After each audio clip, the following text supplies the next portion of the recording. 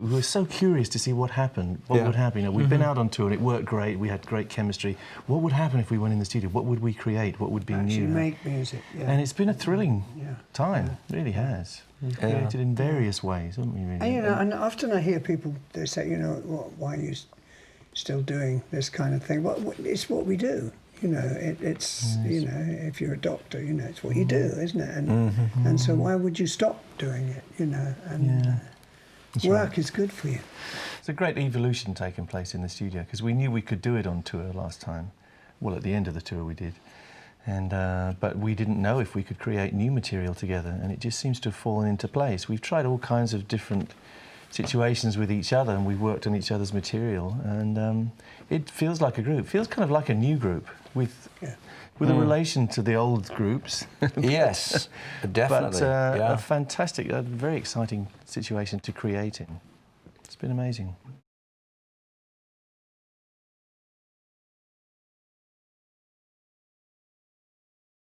The first session really was a complete groping in the dark at first, wasn't it? I mean, I think Paul came up with some ideas that were floating around in his head, and we just worked on those mainly at first, and then I think...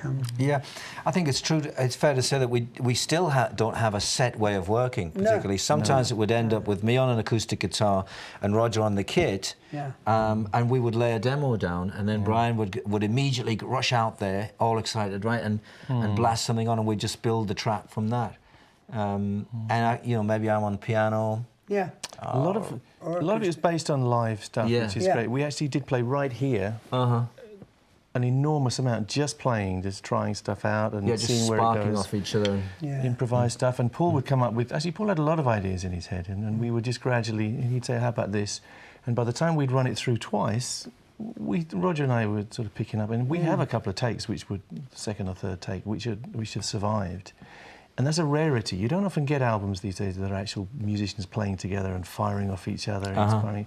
So we're kind of proud of that. And it gives a fantastic organic core to this album. There's a reality. It's not like cooked up. It's not sampled and stitched on. It's people playing together and feeling something. That's true. And even, but having said that, we've got all of the latest technology at our fingertips as well. So it's really a combination of both things. I mean, I would tend to make demos and bring them in, and if the guys sort of, we'd fire off an idea that people liked. You know, it's a slightly different way of doing it, but yeah, that's one of the different ways of doing it. But we're lucky here. We've got everything here at our fingertips in our workspace. We do a lot of eating. Yeah, we eat well. A little bit of drinking, but mainly eating. A little bit of work. Lots of discussion. Work now and again. Much discussion, which has been great.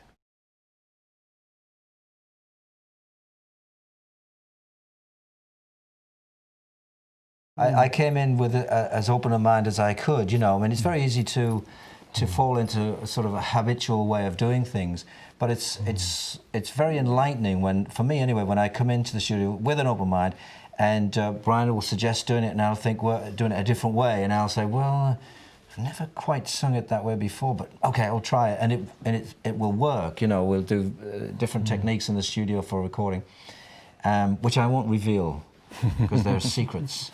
But when you were singing in that bottle.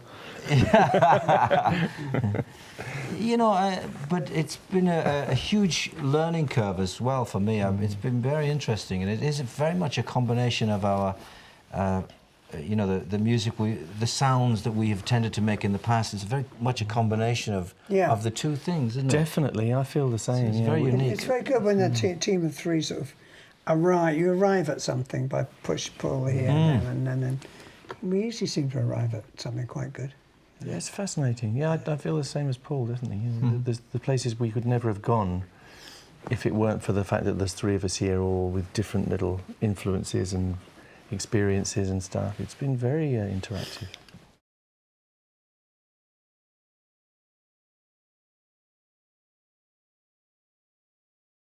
Yeah, it's a very colourful album, I would say. Many different directions in there. Yeah. Which reflects some of our backgrounds and a great blending together of our different... There's some very good, nice, organic, live bluesy stuff there as well, which I feel is also very much at the heart of the album. Mm-hmm. You know, Yeah. stuff that was played absolutely live in the studio, and sort of happened. Yeah, and then some fantasies of production, which we like. You know, we've always, Roger and I certainly have always been into. Yeah.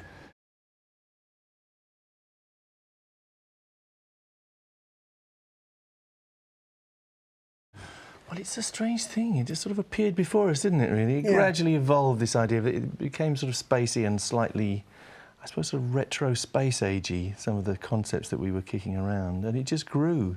And things have become more and more wacky. And it's a pretty spacey album, isn't it now, really?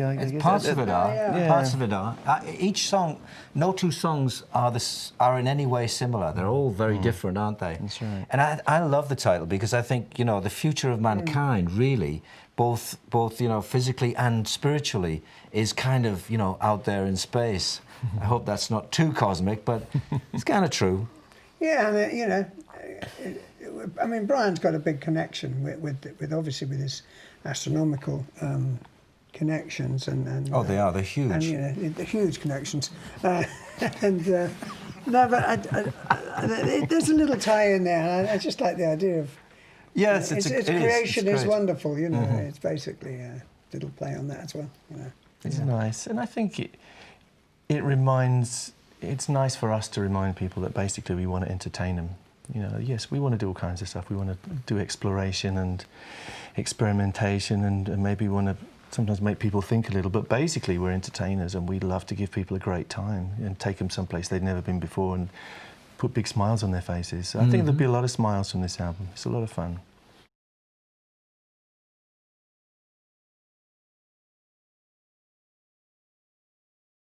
the way the media is different now. I think it's more complicated. You know, you know, there's the whole of the internet and the downloading and all the different types of you know, forms of release of things. Yeah, I think it's more complicated than it used to be. Yeah. Yeah, I mean, you know, I've said this before, but I mean, technology is constantly exploding. You know, what is brand new this week is old-fashioned next week, and so many things change in the music business. In those terms, like you say, in terms of how people receive their music. You know, whether it's a download, whether it's this or that.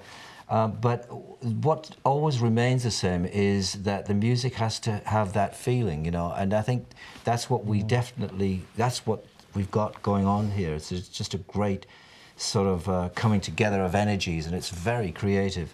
That's the key to it all. I sometimes wonder if, like with the iPods and things, if people are really hearing a full range of the full spectrum of music. You know, I don't think the quality of people's home equipment is really quite as good as it used to be in some ways, and you know, so it has differed.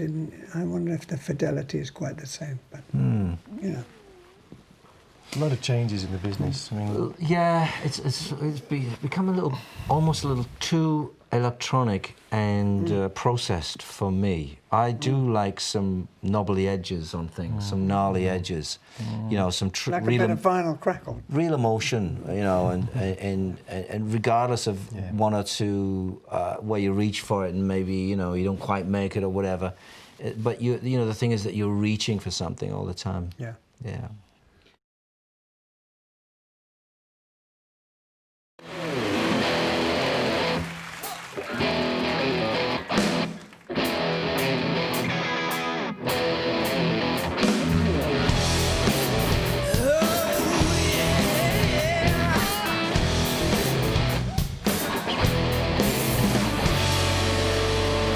Ain't got no hope, got no idea what to do.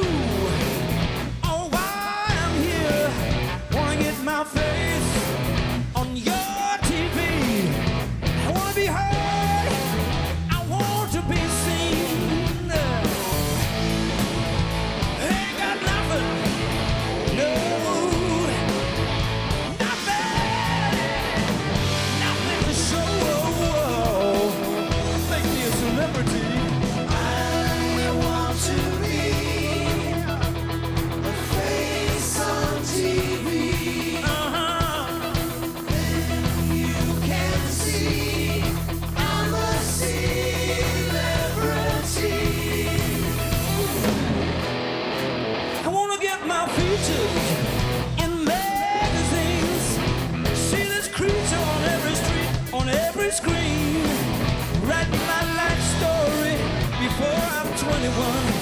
I gotta tell the world, they may say I'm dumb, but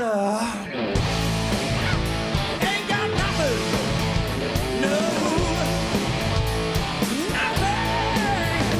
nothing to show, make me a celebrity. I want to be a face on TV.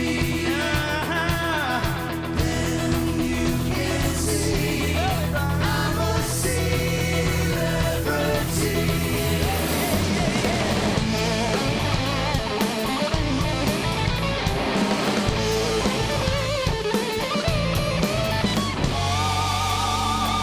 I wanna be a star in a Broadway musical. They gonna love me, though I can't sing or dance at all. Then they say I'm lackadaisical, and if I was real good, I'd stand no chance at all. Oh, but I want to be a face on TV. I wanna be on your screen. You can see I'm a celebrity. Then you can say, listen now, you knew me one day. Well, then you will know, you will see I'm a celebrity. All right, celebrity. I want to be a celebrity. I've got to be a celebrity. Celebrity. I want to be heard. I want to be seen on every TV screen.